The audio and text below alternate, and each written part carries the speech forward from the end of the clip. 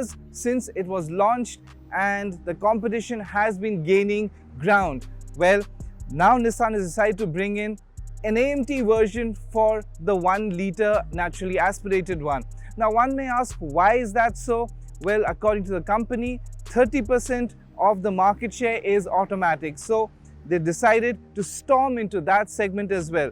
So welcome to Express Drives, and we have the Nissan Magnite AMT, and we're going to tell you what this AMT is all about.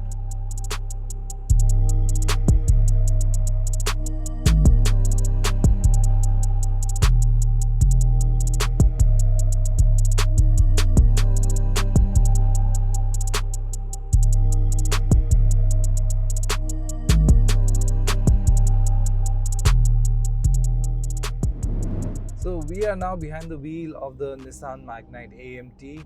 Now let's just get through the specifications first. Now it is powered by a 1 litre naturally aspirated one. It is the same engine that even the manual gets it, and it churns out around 71 bhp and 96 Nm of torque.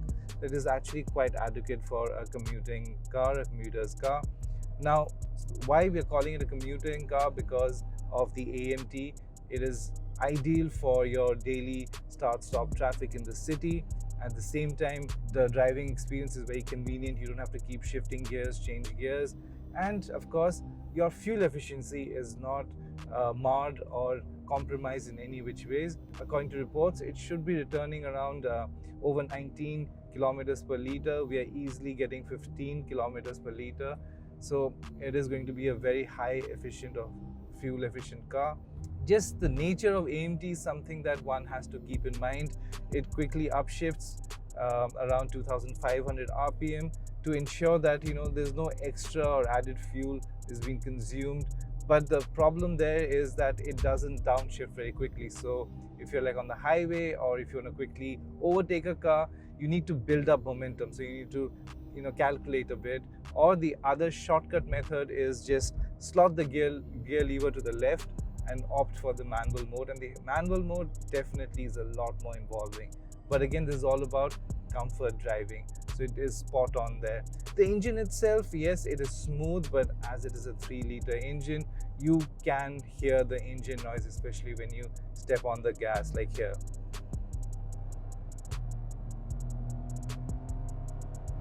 So yeah, it is a bit noisy, but again, this is only when it goes over 3,500–4,000 RPM. So that is quite a bit. But for a daily commute, it's not going to be that noisy. Now, coming to the ride quality as such, now Magnite has always been one of the better cars to offer great ride quality, especially for passengers sitting in the rear seats. So this continues to be the same. It cushions all your potholes, shallow ditches, deep potholes. It really does the work. Plus, because it has a ground clearance of 205 mm, it gives you a lot of confidence, even just in case if suddenly a tall speed breaker comes up out of nowhere. Well, you don't have to worry about it. It easily goes over it. So there's no chance of scraping the floor.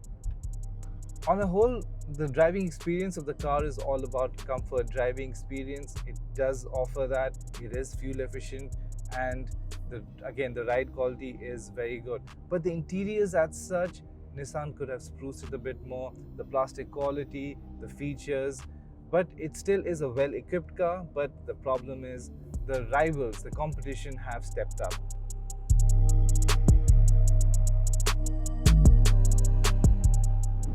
So after driving the Magnite AMT for a brief period, this is our first take, the pros and the cons.